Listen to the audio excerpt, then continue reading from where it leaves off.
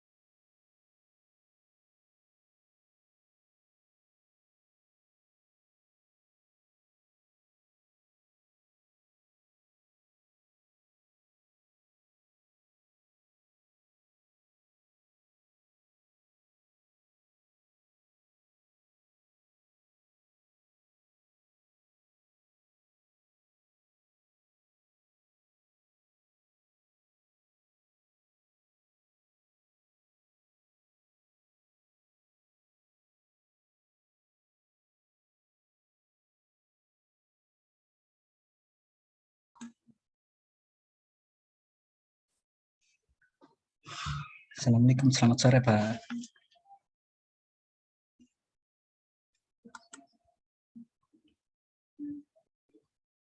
Ada suaranya. Soleh sehat, gimana kabarnya? Alhamdulillah sehat. Bapak sendiri gimana Pak? Sehat? Alhamdulillah. Yang lain mana nih? Mungkin masih dalam perjalanan Pak. Oh gitu, boleh.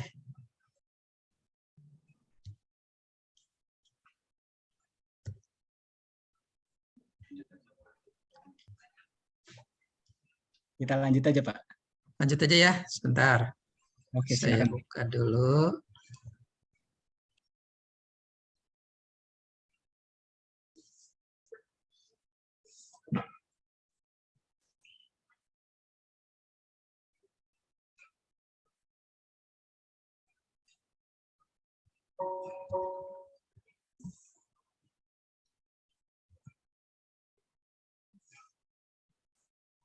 Sebentar.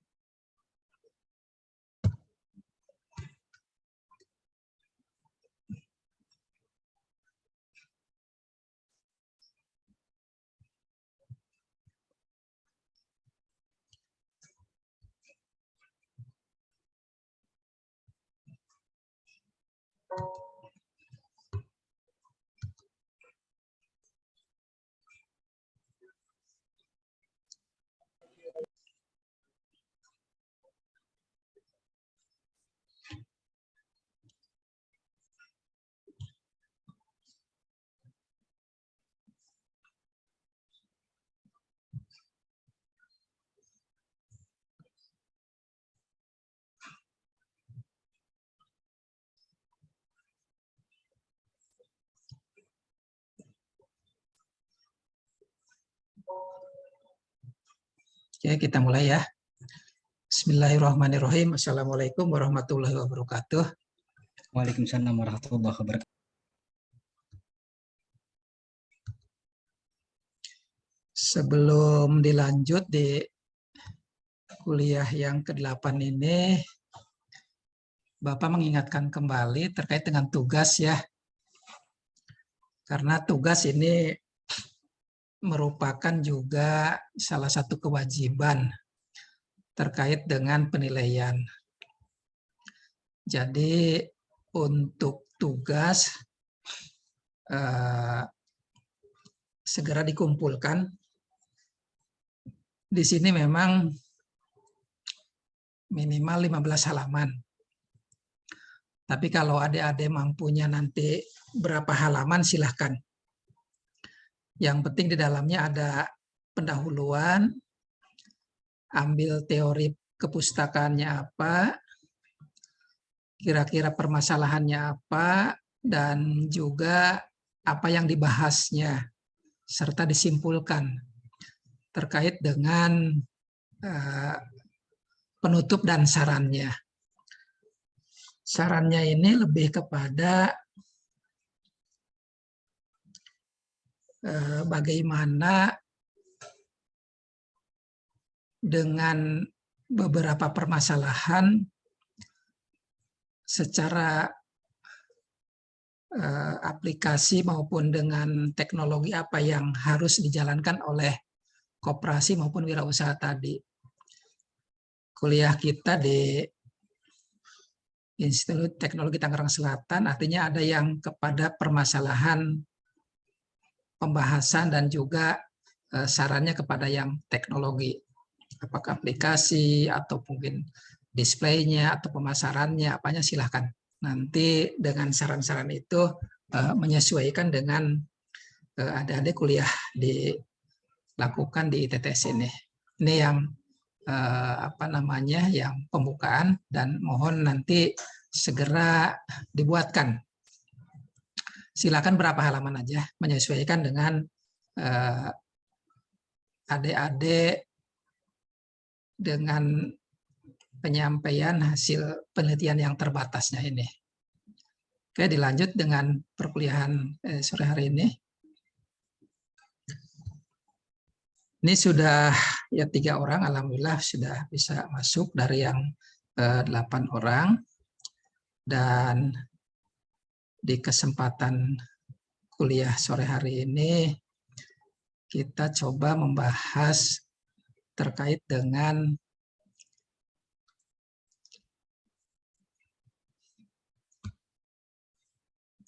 level fungsional. Jadi untuk fungsional manajemen ini dalam setiap perusahaan, dalam setiap wirausaha yang namanya memanage bisnis itu sangat diperlukan. Dan tentunya apapun jenis kegiatannya, memanage itu sangat perlu. Karena proses awal dari rencana pendirian sudah unsur memanage-nya di sana. Apalagi sudah perencanaan, sudah pengkoordinasian, sudah menggerakkan, sudah mengendalikan, di dalamnya ada proses manajemen. Dalam satu organisasi, baik itu perusahaan ataupun bisnis, walaupun mungkin secara umum berlaku pula untuk organisasi publik maupun nirlaba. Dan pelaksanaan tugas manajemen ini ada level-levelnya, level fungsionalnya. Bagaimana strategik memanagenya, bagaimana operasional atau produksi bisa dimanagenya. Begitu juga terkait dengan SDM, pemasaran maupun keuangan. Ini level-level yang secara umum di setiap perusahaan atau setiap kegiatan bisnis ada strategiknya, operasionalnya, SDM-nya, pemasarannya maupun keuangannya. Contoh yang terus sering Bapak sampaikan terkait dengan misalnya kita mempunyai perusahaan katakanlah untuk cuci pakaian atau laundry. Sekarang itu laundry sudah menjamur di mana-mana. Dan dengan tingkat kehidupan yang perkotaan, tingkat kehidupan yang semakin sibuk, ini pola laundry ini sekarang banyak menjamur. Karena sekarang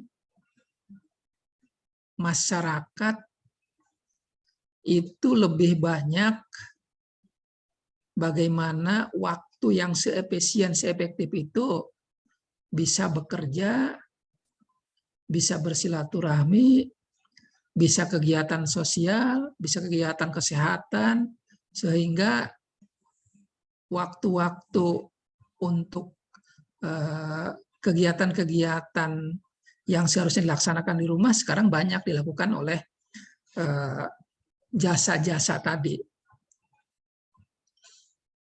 Sekarang jasa laundry tadi yang Bapak sampaikan sebagai contoh.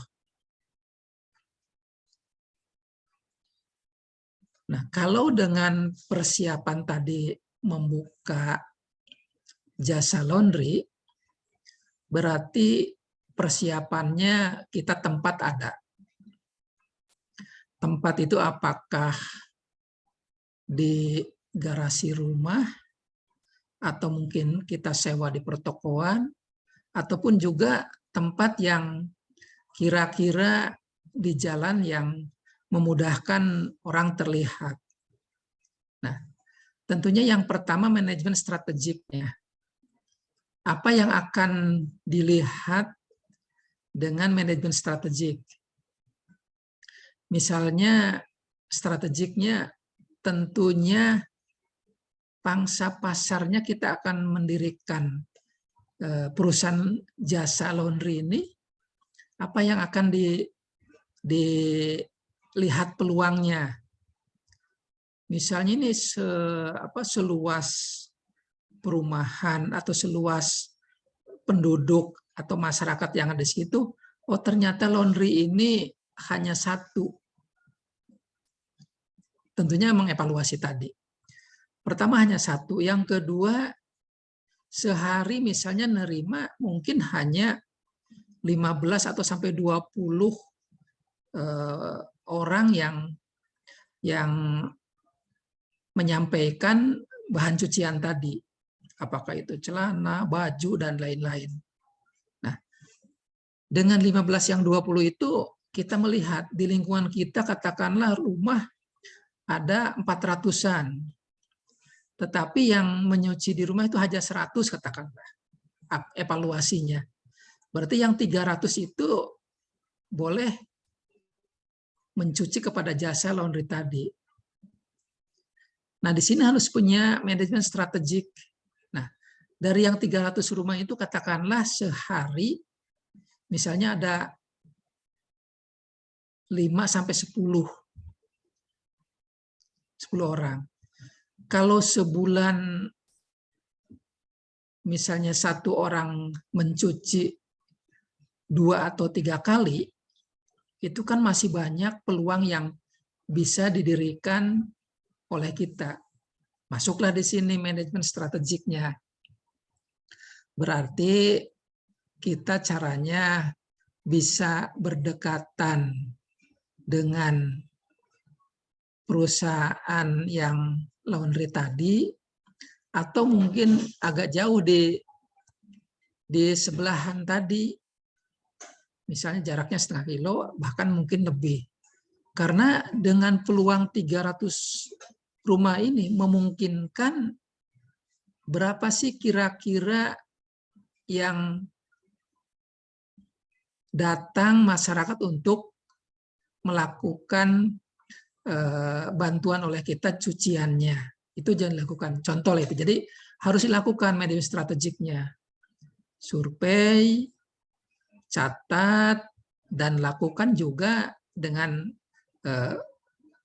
sarana prasarana yang akan kita lakukan. Mungkin yang di sana mesinnya sedang, tetapi kita lakukan mesinnya yang besar dan cukup. Mungkin yang di sana 3 hari baru selesai. Yang di kita mendirikan jasa laundry ini 1 hari selesai.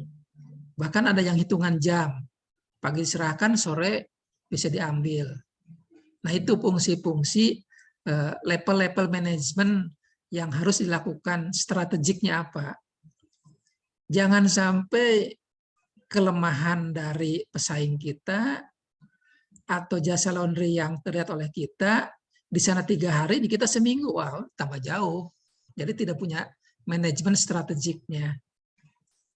Jadi dengan contoh-contoh yang tadi, kita harus lebih baik dari yang sudah ada punya pesaing kita, punya perusahaan orang lain. Jadi harus tahu strategiknya.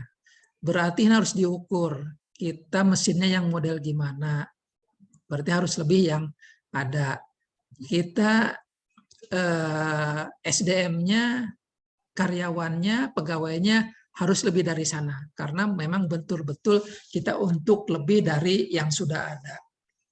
Mungkin di sana tempat parkirnya susah, kita coba cari memudahkan bagaimana. Atau mungkin dengan strategik antar jemput. Tinggal diberikan nomor telepon kita, nomor HP kita, dengan diberikan tadi tanpa biaya ongkos misalnya. Jadi banyak strategik untuk memanage pendirian perusahaan, bahkan peningkatan perusahaan, itu banyak dilakukan. Jadi tadi yang Bapak sampaikan itu manajemen strategiknya apa? Harus kita lakukan. Ini yang contoh sederhana, kita melihat di lingkungan tempat tinggal kita, ternyata banyak kebutuhan terkait dengan jasa pencucian pakaian. Jasa bagaimana masyarakat lebih mudah. Itu yang strategiknya. Itu kalau ada satu. Atau mungkin ternyata kalau ada atau dua atau tiga mungkin. Kita strategiknya apa? Nah, strategiknya lakukan pelayanan kita lebih baik dari yang sudah ada. Kita survei dari yang pesaing pertama, kita survei pesaing yang kedua, kita survei pesaing yang ketiga, karena sekarang dengan teknologi itu lebih memudahkan. Dan lakukan adik-adik dengan manajemen strategik itu, lakukan apa yang bisa. Ini kalau Bapak contohkan misalnya dengan laundry. Tapi kalau ada punya kegiatan yang lain, misalnya jasa titipan barang yang harus dikirimkan ke daerah lain ataupun kepada tempat yang lain.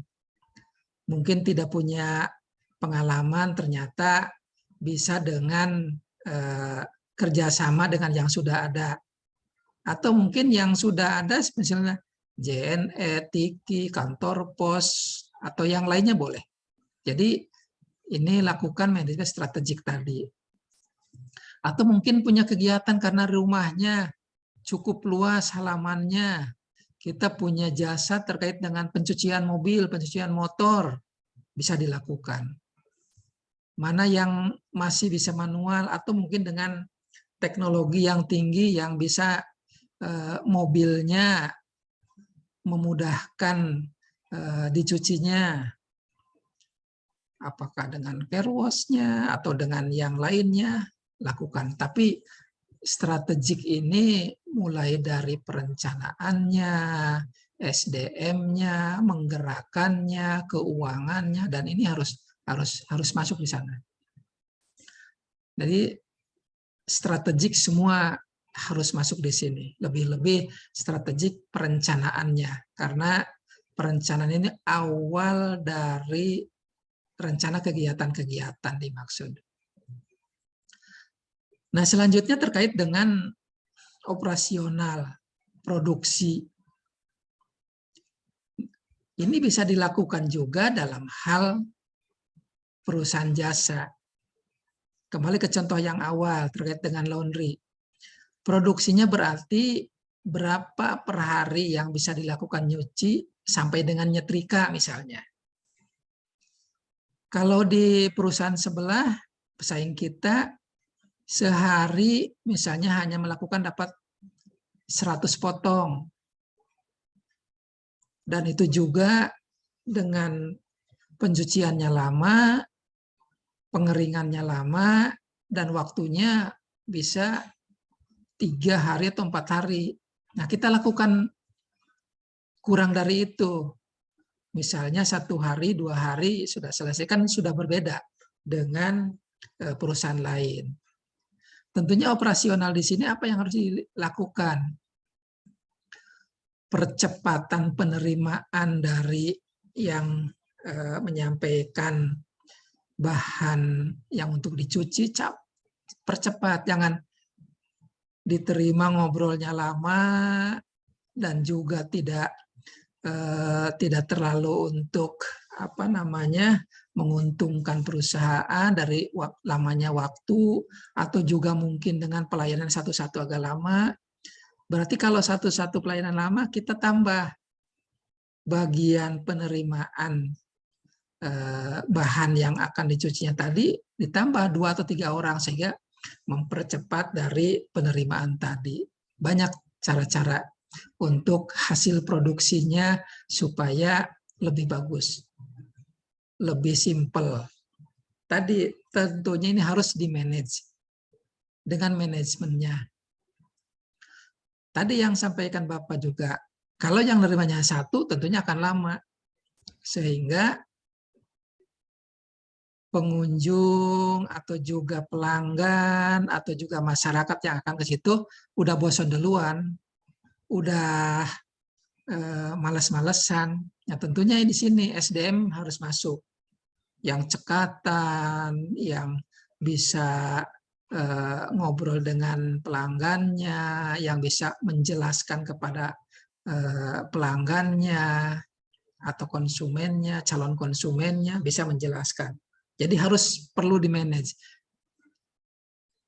Dan yang berikutnya, yang keempat, tentunya harus terus dipasarkan.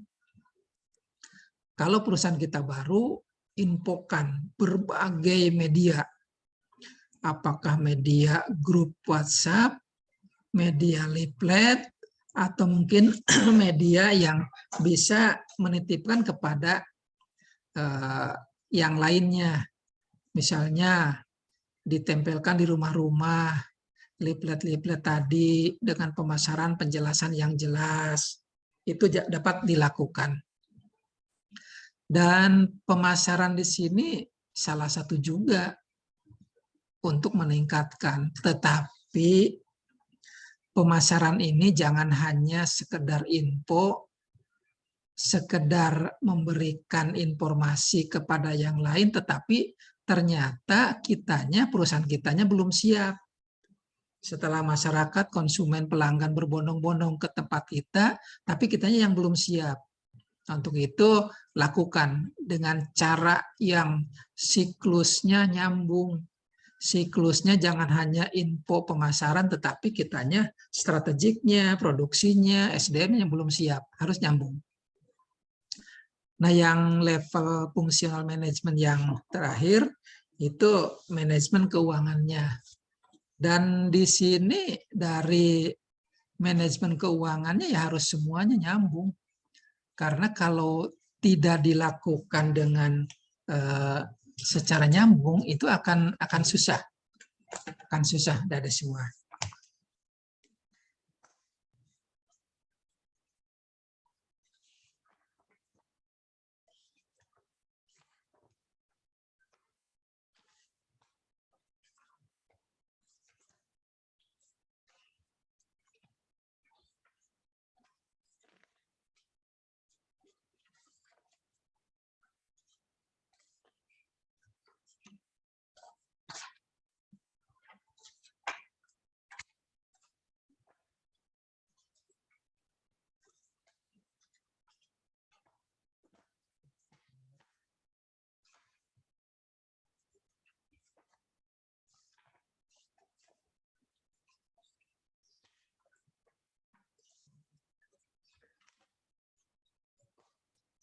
Itu ya, ada ya. Jadi ada 5 pola level fungsional manajemen tadi.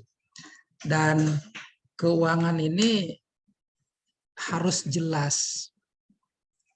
Misalnya di pendirian perusahaan, baik itu koperasi, wirausaha yang berbadan hukum, berbadan usaha jelas, itu dalam pendirian itu udah jelas berapa yang menjadi modal dasar, berapa yang menjadi modal untuk kegiatan. Nah, dan ini harus juga dikaitkan dengan keuangan itu dalam aset, berapa yang menjadi aset, apakah itu menjadi peralatan, apakah itu aset gedung, apakah itu aset tanah, itu yang menjadi manajemen keuangannya. Tetapi kalau dengan misalnya sewa tempat, katakanlah setahun 20 juta, masukin dalam catatan keuangannya, dalam sewa ini mulai tanggal katakanlah 1 Desember 2021 sampai dengan 1 Desember 2022, itu 1 tahun berapa yang akan diperlukannya. Itu sewa.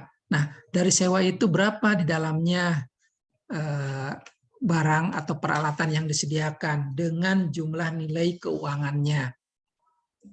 Misalnya contoh tadi kepada jasa laundry. Berapa pengadaan mesinnya, berapa pengadaan untuk pengeringnya, berapa pengadaan untuk mejanya, berapa pengadaan untuk timbangannya, dan lain-lain.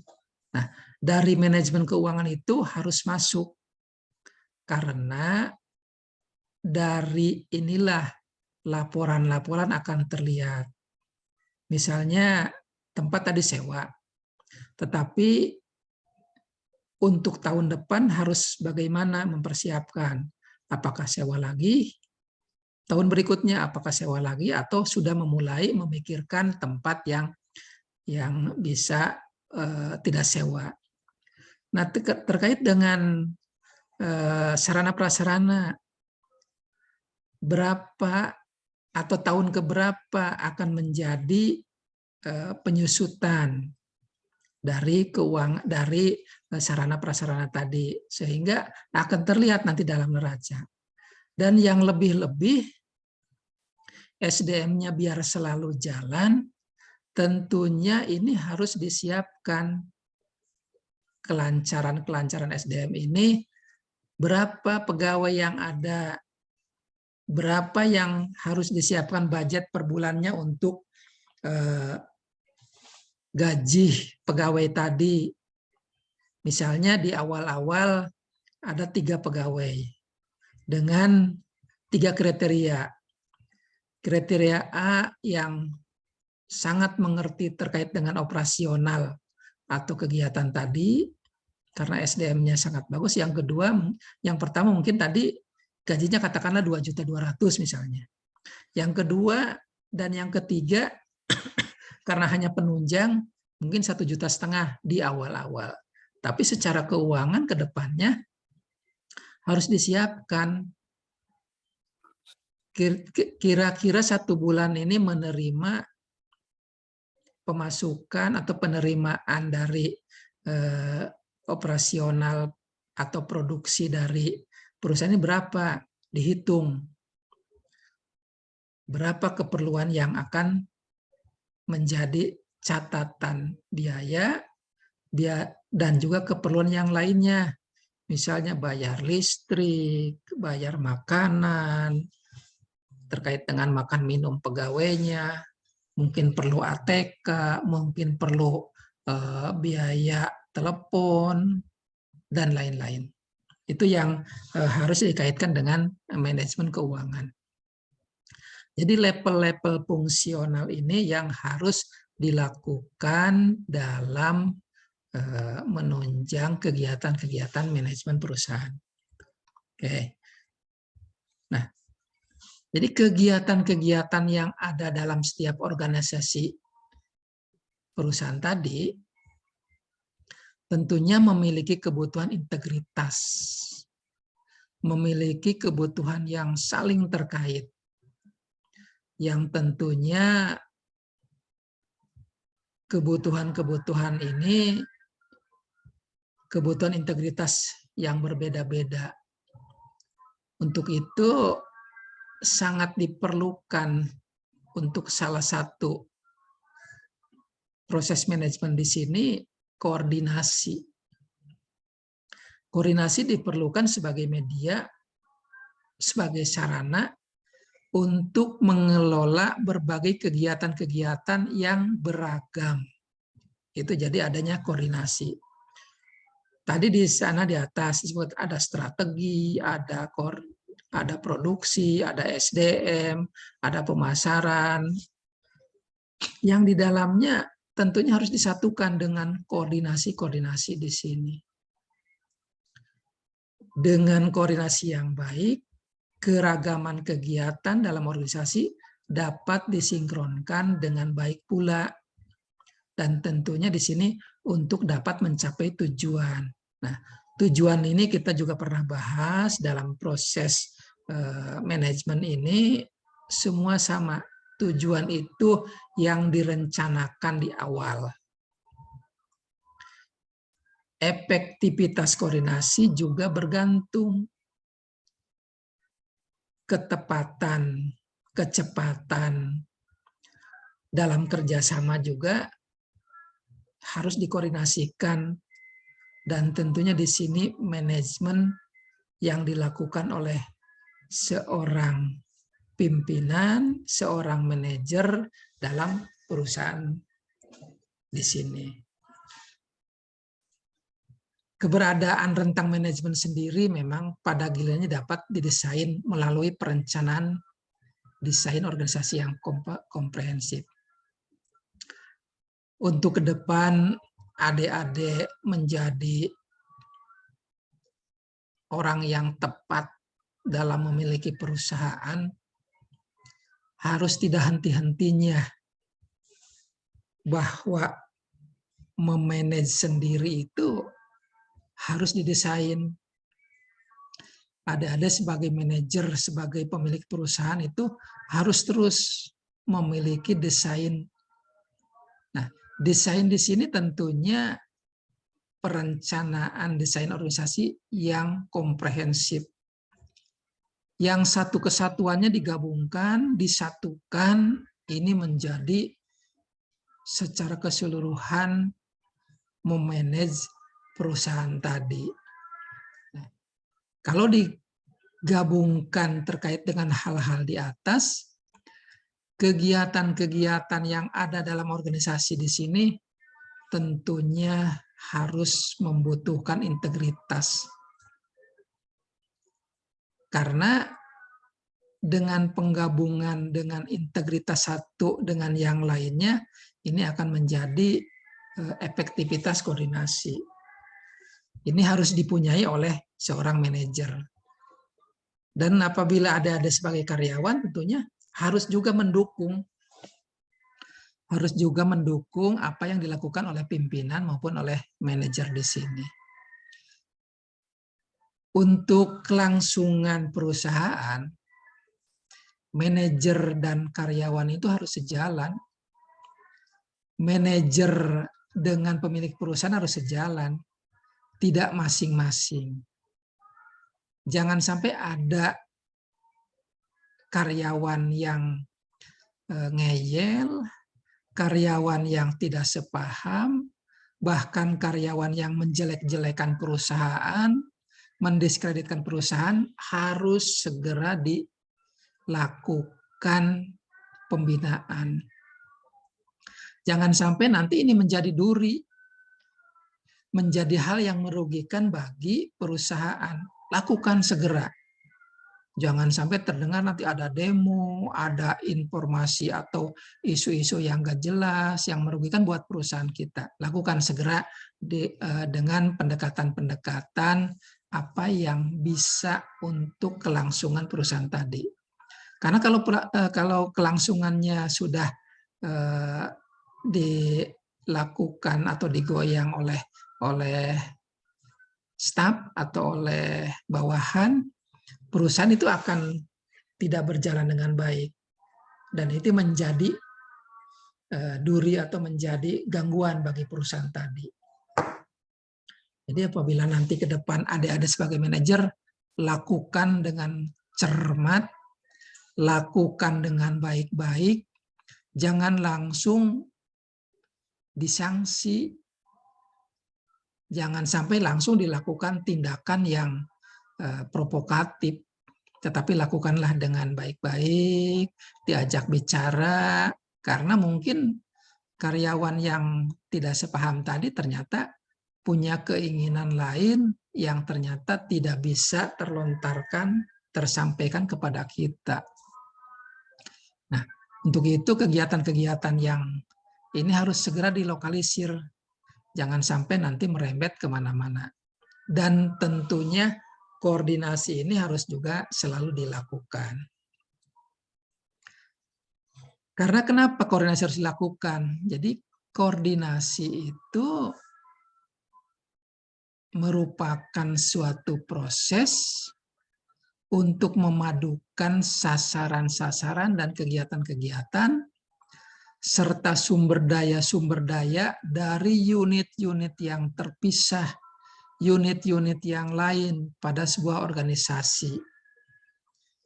Dan organisasi ini dalam koordinasi harus dapat segera disinkronkan secara harmonis dan juga secara integratif, secara langsung dapat dilakukan oleh pimpinan maupun manajer ini. Karena kenapa ya?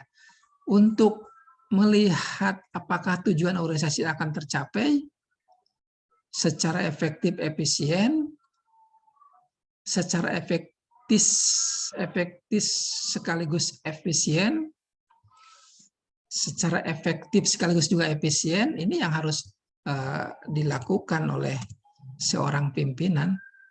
Itu adik-adik. Dan hal ini bisa menjadi ciri khas atau karakter dari seorang manajer dalam memanage karyawannya. Ciri khas atau karakter dari seorang pimpinan yang telah belajar, yang telah mempelajari dari bagaimana perusahaan itu bisa berjalan dengan baik. Dan tentunya adik-adik semua ini dilakukan harus terbiasa mengkoordinasikan ini. Jangan sampai karena sibuknya seorang pimpinan, sangat sibuknya seorang manajer, hal-hal yang koordinasi tidak dapat dilakukan. Dan seolah-olah karyawan, pegawai itu harus mengerti sendiri. Tidak begitu. Tetap harus dilakukan sinkronisasi. Harus dilakukan kegiatan-kegiatan pendekatan yang sampai ke hatinya karyawan itu merasa puas. Oh, ternyata bekerja di sini itu banyak diperhatikan untuk lebih kenyamanan bekerja. Bukan hanya semata-mata gaji atau uang atau dana. Tetapi memang kenyamanan untuk berproduksi dalam kegiatan ini sangat baik. Ini yang dilakukan peran seorang pimpinan, peran seorang manajer dalam pendekatan-pendekatan untuk meningkatkan perusahaan atau perencanaan dalam perusahaan tadi. Jadi semuanya akan dapat berjalan apabila karyawan atau pegawai dapat memahami terkait dengan sasaran tujuannya, manajer, pimpinan perusahaan, dan juga direktur-direkturnya ini juga bisa menjadikan kegiatan ini memahami. Tidak hanya emosi, tidak hanya sakit hati, tetapi semuanya disadari bahwa perusahaan itu perlu kebersamaan, gitu adik-adik. Ini koordinasi itu kadang-kadang mudah diucapkan, tetapi pelaksanaannya yang sulit. Apalagi kalau sudah ada gengsi-gengsian. Ini yang salah. Jadi dalam satu organisasi perusahaan itu harus sama-sama sejalan. Karena pesaing-pesaing yang banyak, yang bertumbuh hampir setiap hari ada, dengan semuanya masyarakat banyak melakukan wirausaha, tentunya harus dilakukan juga pendekatan-pendekatan bagaimana SDM yang ada itu akan menjadi yang utama untuk melakukan kegiatan-kegiatan.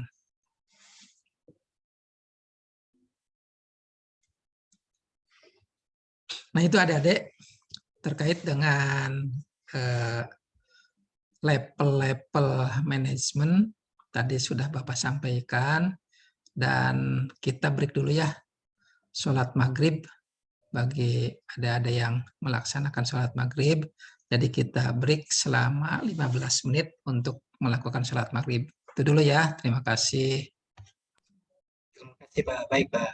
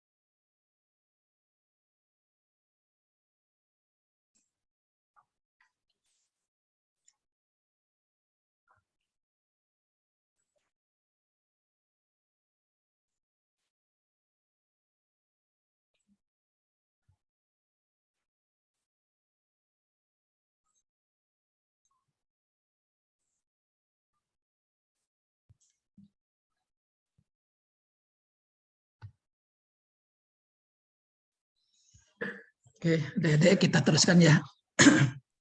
Baik, Pak. Terima kasih. Ini tinggal berdua. Gak apa-apa ya, terusin aja ya. Gak apa-apa, Pak. Berdua. Lanjut aja. Lanjut aja ya, biar nanti yang Ya. lain juga ngikutin. Siapa? Jadi pada intinya memang kan absensi ini sangat diperlukan ya. Seperti kemarin dari rektor maupun warek dan dari prodi memang absensi ini harus diperlukan. Tapi nanti sambil berjalan aja ya, karena juga mungkin ada yang bekerja di sore hari ini. Lanjut kepada koordinasi. Ada pendekatan-pendekatan terkait pencapaian koordinasi di sini yang tentunya yang efektif, yang bagus, yang sesuai. Yang pertama, bagaimana teknik-teknik dasar manajemen atau mekanisme dasar dalam melakukan pengendalian. Nah, dalam koordinasi ini tadi yang Bapak sampaikan, memang sepertinya mudah, tapi memang dilakukan harus secara intensif, harus dilakukan secara terus-menerus. Antara lain dalam pengendalian manajemen atau dalam pengendalian teknik-teknik dasar manajemen ini, hierarki manajemen, ada peraturan dan prosedur, dan juga ada rencana dan tujuan. Kenapa harus ada hierarki manajemen? Karena di sini jelas dalam suatu organisasi ada struktur. Dalam struktur itu siapa yang menjadi top manager, top manajemennya? Siapa yang menjadi di bawah dari top manajemen tadi sampai dengan staff. Dari teknik-teknik dasar ini hierarki tentunya harus juga sejalan apa yang dilakukan oleh top manajemen itu, apakah dari katakanlah dalam manajer, mungkin ini di sini sebagai dirut atau sebagai direktur utamanya. Yang di bawah dirut itu ada direktur-direktur, apakah secara hierarki bisa melakukan untuk pengkoordinasian, pengendalian ke bawahnya, misalnya dari direktur utama kepada direktur, ke bawahnya ada divisi-divisi atau bagian-bagian, terus juga kepada bidang-bidang, dan tentunya kepada staf-staf tadi. Walaupun ini menjadi perusahaan yang kecil, katakanlah, yang tidak terlalu banyak dalam personalianya, SDM-nya, tetapi hierarki ini harus tetap dilakukan. Hierarki ini sebagai bagian siapa yang memberikan keputusan dan siapa yang berwenang untuk mengendalikan. Ini harus ada hierarki. Begitu juga dalam teknik-teknik dasar manajemen itu harus ada aturan, prosedurnya, SOP-nya, atau mungkin juga tata aturan bagaimana yang sudah disepakati dalam perusahaan tadi. Dan juga harus dalam pengendalian rencana tujuan, rencananya apa dan tujuannya apa. Kembali kepada rencana dan tujuan, misalnya yang Bapak sampaikan tadi contoh, misalnya perusahaan jasa laundry. Rencananya apa sih? Dan juga tujuannya apa? Nah, rencananya tentunya akan membangun perusahaan yang didirikan ini dengan tahapan-tahapan bahwa ke depan akan melakukan pelayanan-pelayanan kepada konsumen, kepada masyarakat, tujuannya untuk membantu masyarakat atau pelanggan atau konsumen tadi dalam kehidupannya. Misalnya, rencana awal dalam SOP-nya atau standarnya, setiap barang atau pakaian yang dicuci maksimal 3 hari rapih selesai. Tetapi ternyata dalam rencana ini melebihi dari target, sehingga tujuannya ya tidak akan tercapai, baik dari image perusahaan, apalagi profit perusahaan. Yang baik dari rencana, katakanlah pendirian di awal dan pelaksanaan di awal sampai seterusnya, dari jadwal 3 hari selesai menjadi 2 hari, itu sangat bagus. Dan di sini juga harus ada komunikasi. Misalnya direncanakan 3 hari, Senin menerima barang yang akan dicuci, baru Rabu bisa diambil. Tetapi ada komunikasi, misalnya ternyata hari Selasa selesai. Misalnya Selasa jam 11 siang. Kira-kira karena pekerjaannya tidak terlalu banyak, pegawai-pegawai dapat melaksanakannya jam 13 selesai. Telepon, informasikan, WA ataupun untuk sesuai dengan pelayanan terbaik dari perusahaan. Bapak, Ibu, mohon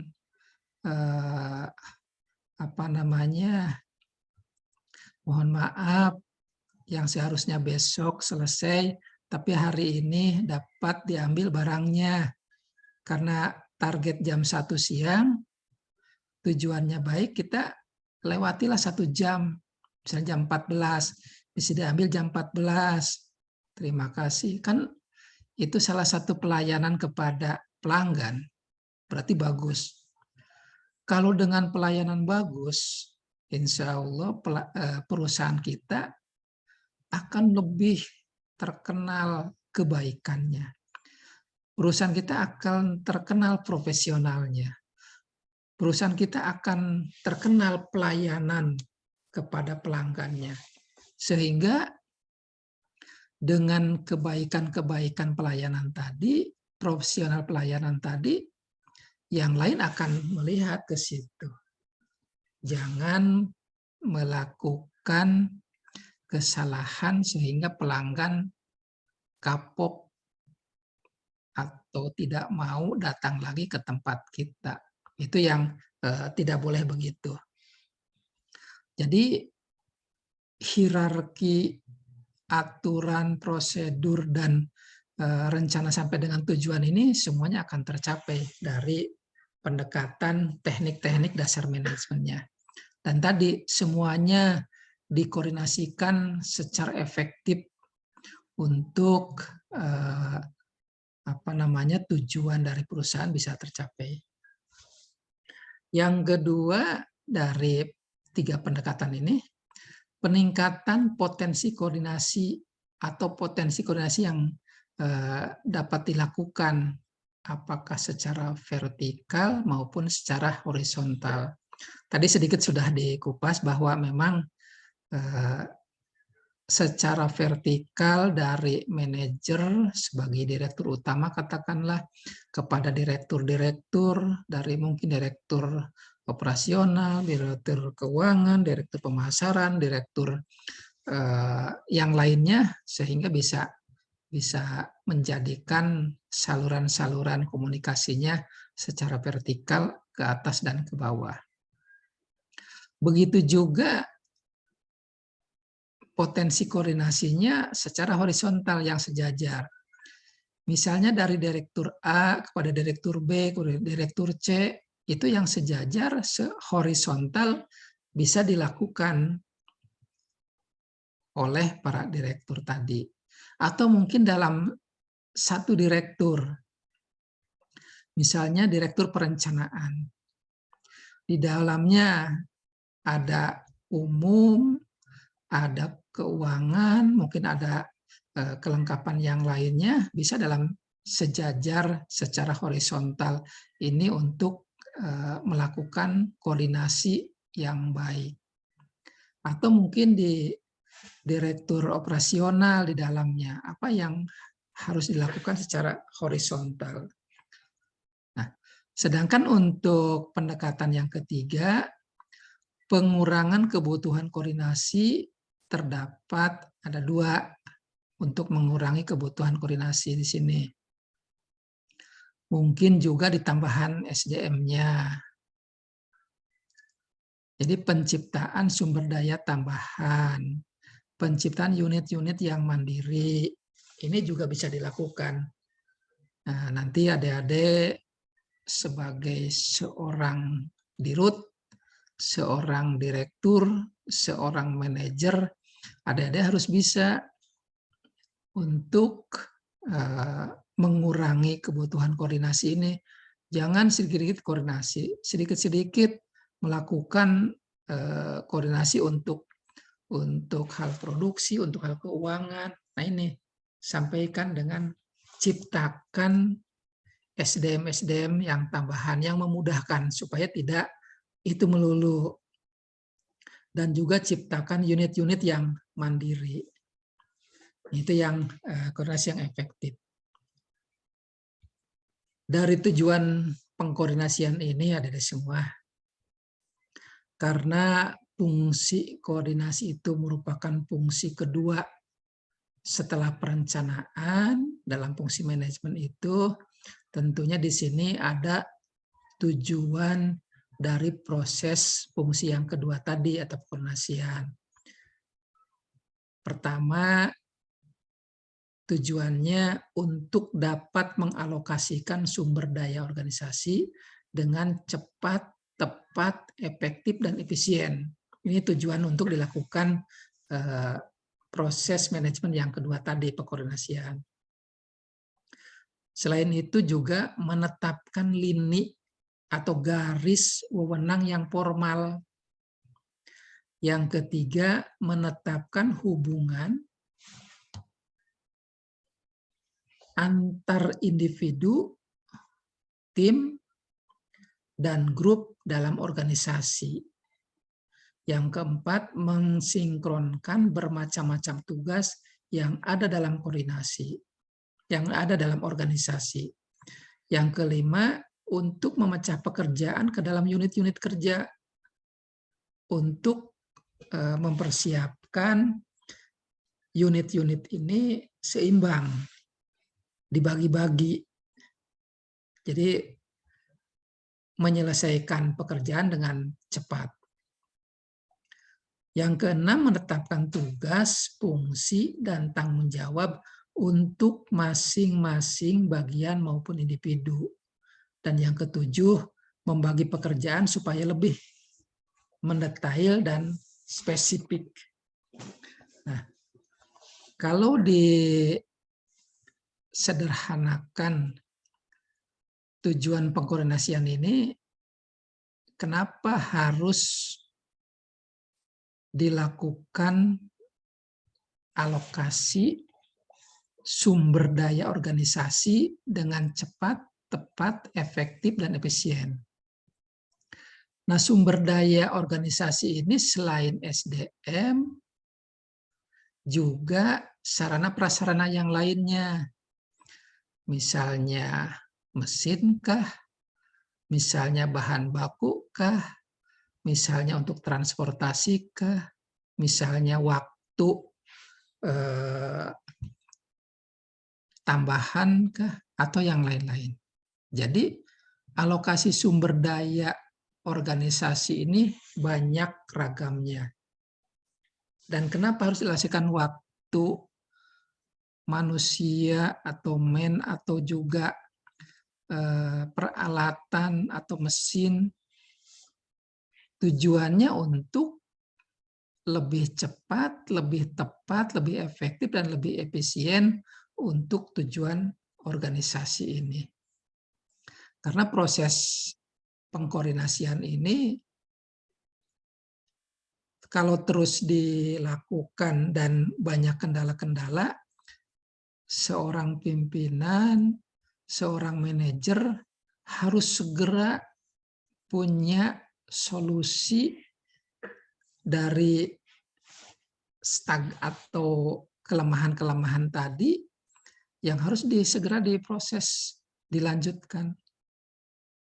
Bukan hanya yang itu tetapi sejalan-jalannya, atau yang sudah ada terus dijalankan tetapi tidak efisien dan tidak efektif, apalagi dengan cepat dan tepatnya, itu harus dilakukan dengan segera oleh proses pengkoordinasian tadi.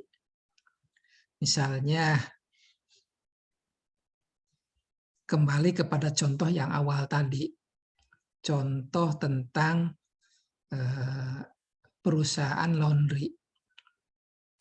Nah, dari contoh perusahaan ini, untuk koordinasi bagaimana cepat, tepat, efektif, dan efisien melakukan sumber daya organisasi, apa yang harus dilakukannya tadi? Kenapa harus efektif? Nah, efektif tadi mungkin layout-nya, tata letak dalam perusahaan itu tidak sesuai. Misalnya konsumen atau pelanggan mau masuknya aja susah. Karena pintu dari perusahaan tadi kurang begitu besar. Apalagi di zaman yang adanya wabah COVID ini, berarti kan harus dibatasi. Harus dilihat. Nah, dari yang kurang tadi segera solusikan. Oh, ternyata harus diperlebar. Tetapi kan harus adanya sumber daya. Berarti ditambahkan. Misalnya apakah harus dibobok sebelah kiri kanannya supaya bisa masuk konsumen keluar masuknya tepat, atau yang lainnya. Misalnya ini bagus, tetapi tata letak layout mejanya penerimaan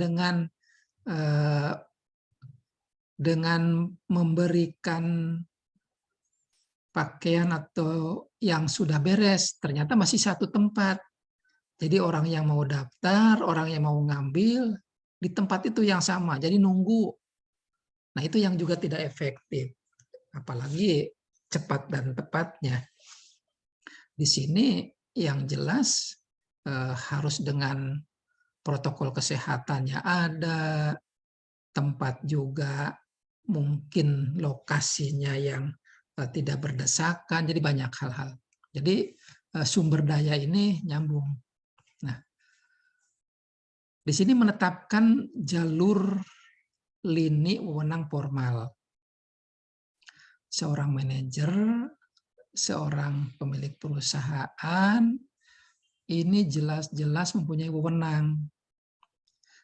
Harus evaluasi. Kalau contoh tadi misalnya tempat keluar masuknya di meja yang sama, oh berarti harus cepat segera ambil solusi.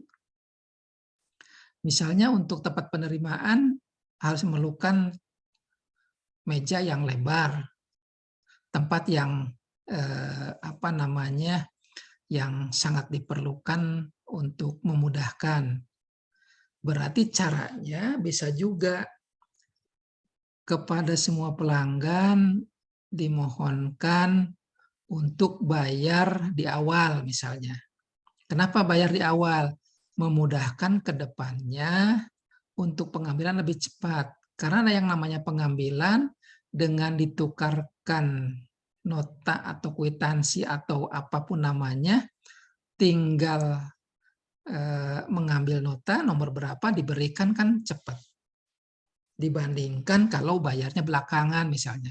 Itu salah satu solusi-solusi bagaimana sumber daya dari organisasi ini cepat, tepat, efektif, efisien.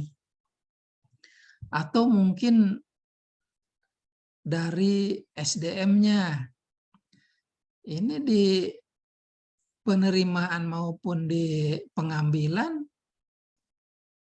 pegawainya atau karyawannya kok lelet amat, susah.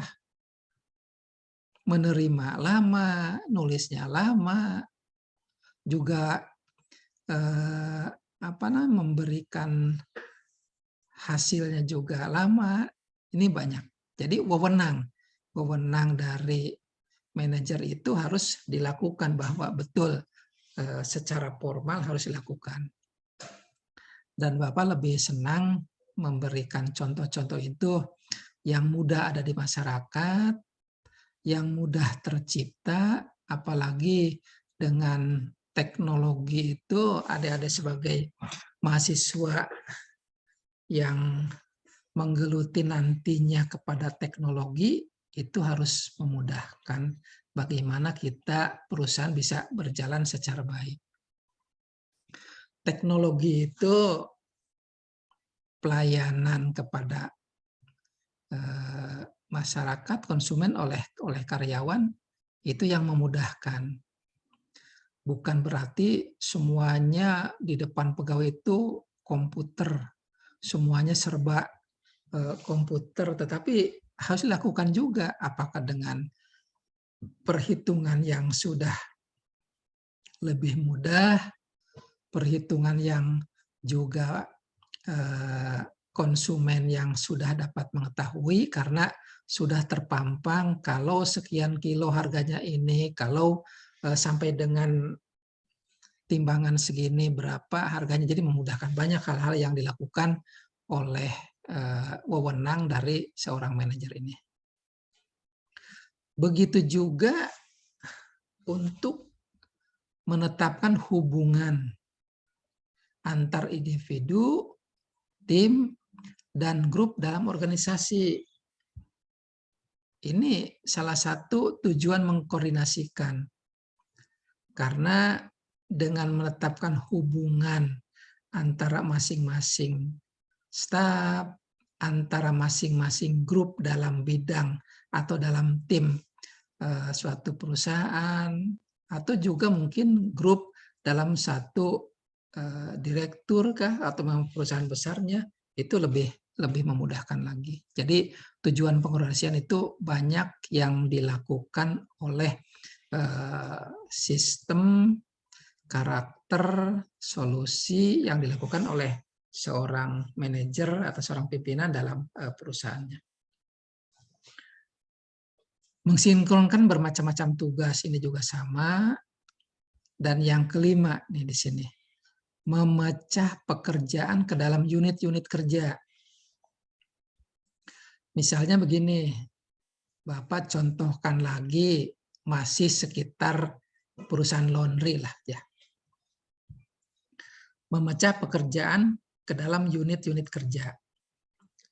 Ternyata setiap hari perusahaan laundry ini yang diterima cukup banyak.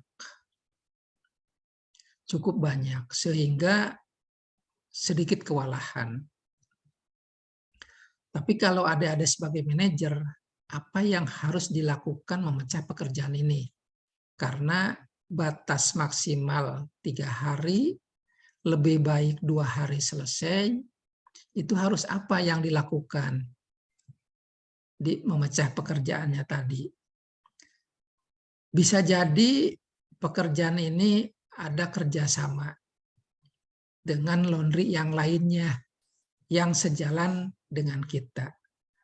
Mungkin ada laundry-nya yang ternyata sepi, yang ternyata untuk melakukan produksi dalam mengolah pakaiannya, mencucinya banyak ke kita. Kita kerjasama, lakukan, pecahkan pekerjaan masalah ini. Ini salah satu cara. Yang kedua, memecahkan pekerjaannya, menambah luas dari unit-unit ini dalam ruangan atau pekerjaan masih di perusahaan kita. Menambah tempat melakukan produksi pekerjaan ini dengan menambah satu pekerjaan yang sama atau dua pekerjaan yang sama atau tiga pekerjaan yang sama yang menjadikan pekerjaan tambah orang, tambah mesin atau tambah pelayanan. Itu cara memecahkan pekerjaannya. Begitu juga mungkin kalau memudahkan pekerjaannya ini lebih disesuaikan dengan unit-unit kerjanya, ini dapat dilakukan personilnya yang tadinya katakanlah di perusahaan ini mungkin hanya di unit ini hanya 5. Tapi ditambahkan ada unit-unit yang baru dalam lingkup yang sama. Dari 5 personil ini ada 1 sebagai ketuanya. Mungkin dari 1 unit ini ada tambahan 3. Jadi 1 unit yang lama ditambah 3 bukan menjadi 4 unit dalam pekerjaan yang sama. Nah, dari 4 unit ini yang tadinya orangnya 5 dibagi-bagi sebagai yang mempunyai pengalaman dalam unit yang sama tadi sehingga dapat menularkan kepada pegawai-pegawai yang baru. Ini salah satu memecahkan pekerjaan dalam unit-unit itu. Lakukan juga dalam pemecahan ini tugasnya apa, fungsinya apa, dan tanggung jawabnya apa. Karena dari 1 unit menambah 3 unit, itu tentunya perlu orang yang memahami, perlu orang yang mengerti tentang kelanjutan dari pelayanan ini. Jadi tetapkan tugasnya apa, fungsinya apa, tanggung jawabnya apa, dari 1 unit menjadi 4 unit. Artinya tambahan yang 3 unit tadi. Ini yang akan menjadikan pekerjaan itu lebih didelegasikan, lebih disampaikan secara detail dan juga spesifik. Jadi tujuan pengorganisasian ini. Jadi pada struktur organisasi ini di dalamnya ada semua. Tadi yang sudah Bapak singgung, dalam tujuan tadi adanya struktur organisasi dalamnya terdapat kekuasaan, terdapat wewenang, dan juga ada delegasi. Ada delegasi. Tadi yang dicontohkan misalnya dalam 1 unit ada 5 orang. Karena kebutuhan kepada pelanggan mempercepat secara tepat, secara efektif dan efisien, tadi contoh yang Bapak sampaikan tadi dari 1 unit 5 orang, berarti nambah lagi 3 unit untuk mempercepat pelayanan. Jadi 1 unit ditambah 4 unit akhirnya ada 1 unit tambah 3 unit akhirnya menjadi 4 unit. Nah, dalam struktur organisasi ini tentunya dari 4 unit tadi diberikanlah kekuasaan, diberikanlah wewenang, diberikanlah delegasi oleh manajer kepada unit-unit tadi sehingga haknya, kekuasaannya, wewenangnya dan delegasinya sama. Yang tadinya didelegasikan dikuasakan kepada 1 unit sekarang menjadi 4 unit karena menambah pelayanan yang mempercepat tadi. Ini salah satu solusi yang bisa dilakukan oleh pengendalian atau pengkoordinasian oleh manajer tadi kepada unit-unit tadi. Kalau tadi dilihat berperan dalam menggerakkan pihak-pihak, tentunya ini akan menjadikan struktur yang lebih optimal. Sehingga hubungan pihak-pihak di dalam struktur tadi bisa diatur dan juga dijalankan melalui kekuasaan, wewenang, serta delegasi. Nah, ketiga elemen tadi berperan menggerakkan pihak-pihak.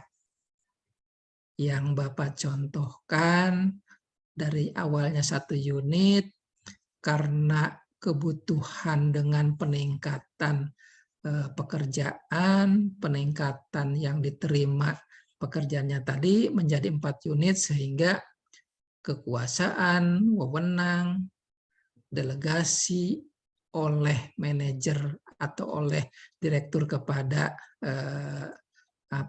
unit-unit itu tadi akan sama. Itu adik-adik yang dapat dilalui dengan 3 elemen tadi. Ada kekuasaan, ada wewenang, serta delegasi kepada di bawahnya oleh manajer, oleh bagian yang dapat meningkatkan pelayanan sehingga akan efektif, efisien, sehingga menjadi tepat dan cepat.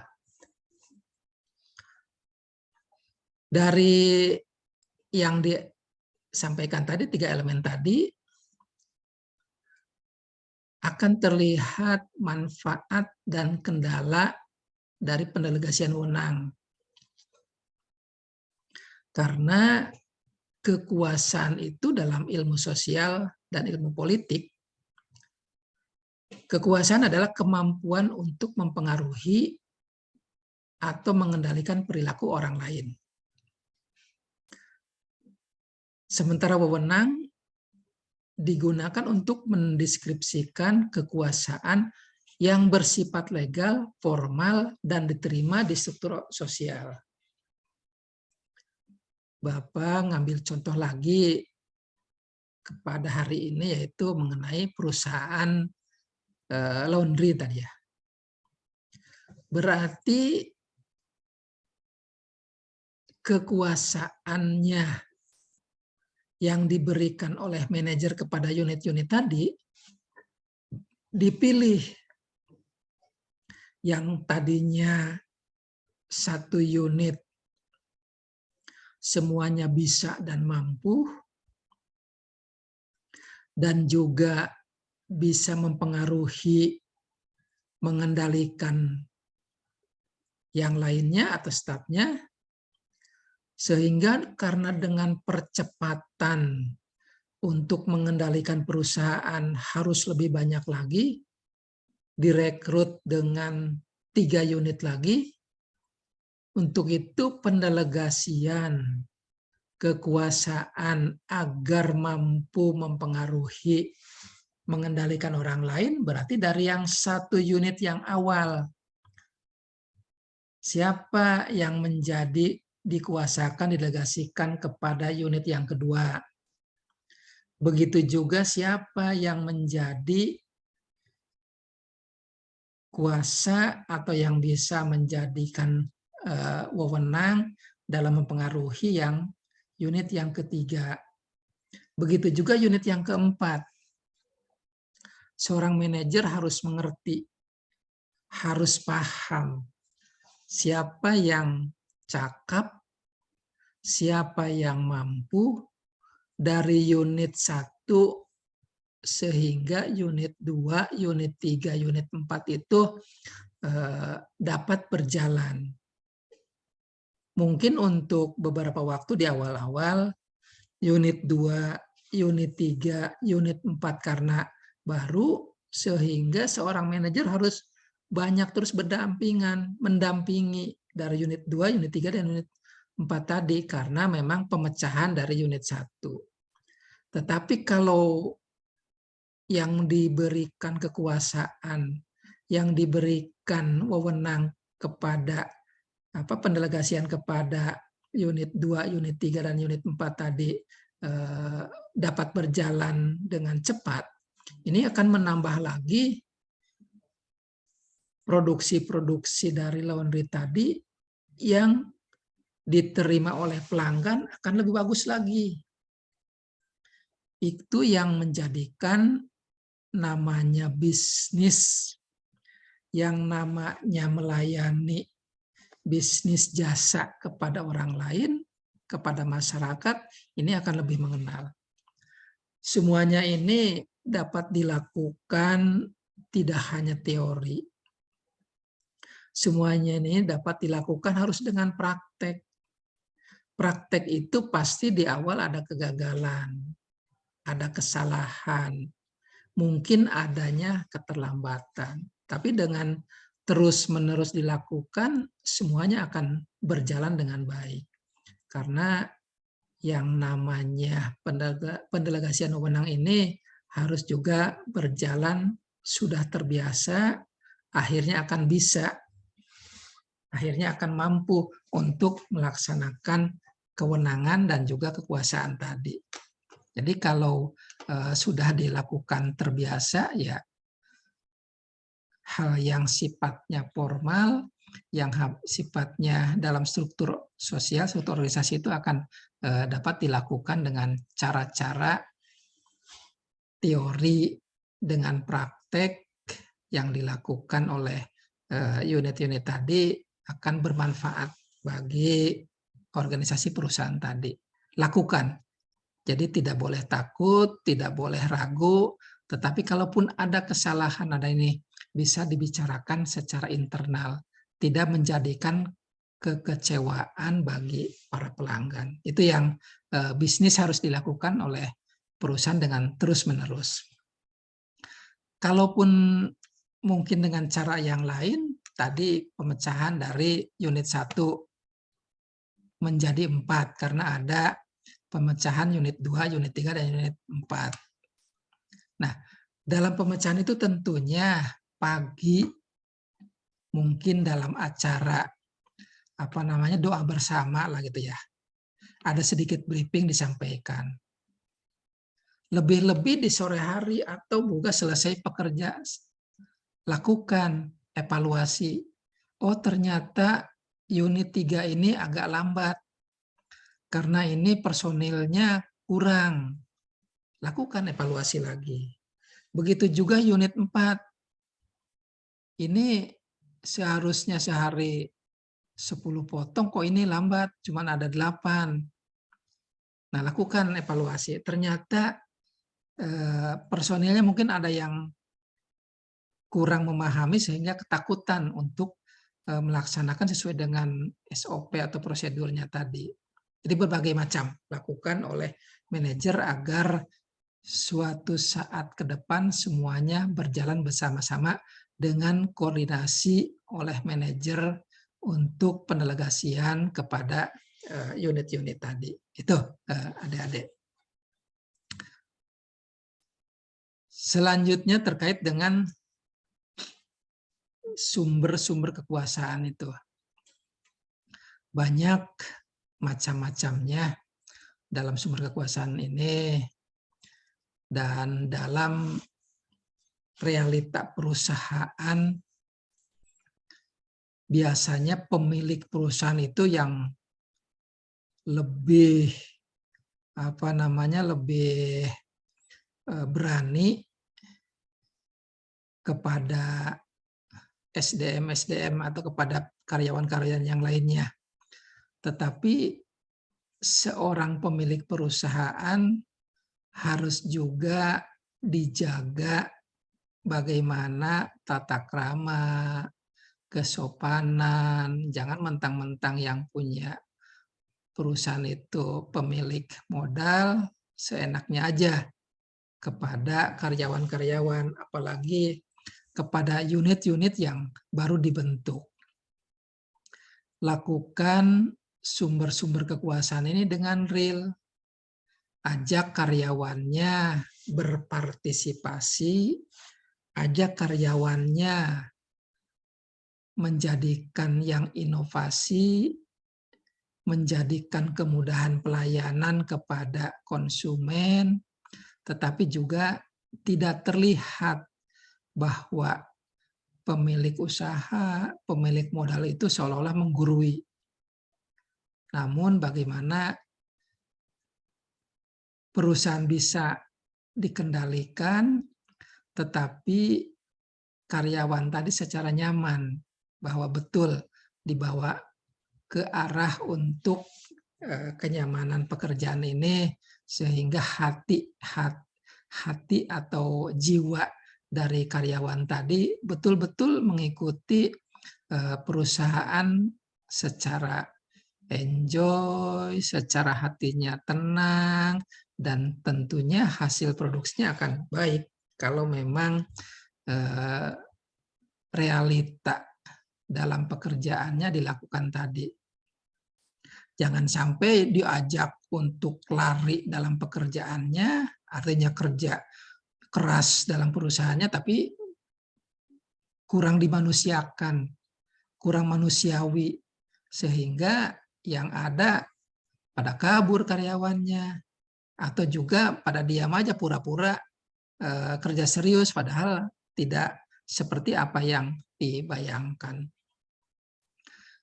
Nah, sumber-sumber kekuasaan ini antara lain kekuasaan memberikan hadiah, tadi yang Bapak sampaikan. Jadi ajaklah karyawan tadi. Adanya reward. Dan juga di sini dari hadiah tadi yang adanya reward tadi, kekuasaan yang didasarkan pada kemampuan seseorang untuk memberi hadiah pada orang lain.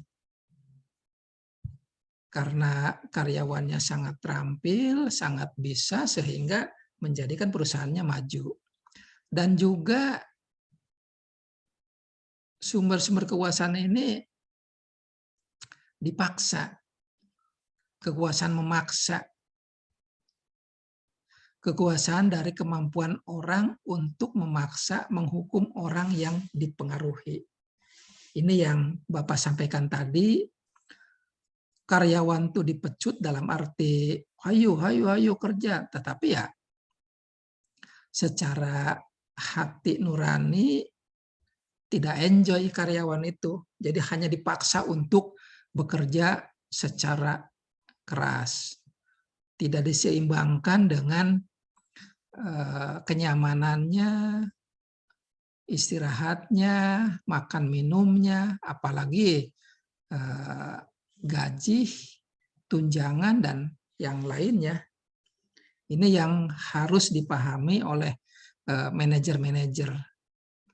Ya, Bapak doakan semoga adik-adik dapat mempelajari ini suatu saat, mengerti tentang pekerjaan, mengerti tentang ritme manajer, dan suatu saat ke depannya akan menjadi sukses adik-adik, dan harus mempunyai impian sukses ke depan, adik-adik. Yuk, ciptakan aja pekerjaan untuk sukses ke depan, dan ini akan menjadi mata pencaharian adik-adik ke depan. Gak apa-apa, sekarang misalnya ada yang bekerja, atau baru membaca teori, tapi dimulai untuk bisa ke depannya menjadi sukses. Itu adik-adik yang dapat Bapak sampaikan di perkuliahan sore dan malam hari ini. Dan kita ketemu lagi minggu depan ya. Terima kasih. Dan Bapak akhiri, Assalamualaikum warahmatullahi wabarakatuh. Waalaikumsalam warahmatullahi wabarakatuh. Terima kasih Pak.